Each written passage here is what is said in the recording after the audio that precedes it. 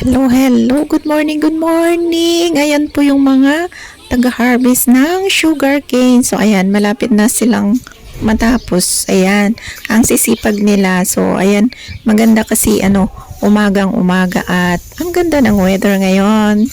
So, ganyan pala ang mag-harvest ng sugarcane. Tapos, ayan, iipunin yung mga kahoy ng sugarcane. Tapos, nila, idadapil nila after that. So, ayan po. Good morning sa inyong lahat dyan.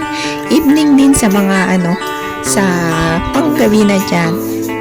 Thank you so much for watching. So, ayan, manood lang tayo ng nag-harvest ng sugarcane.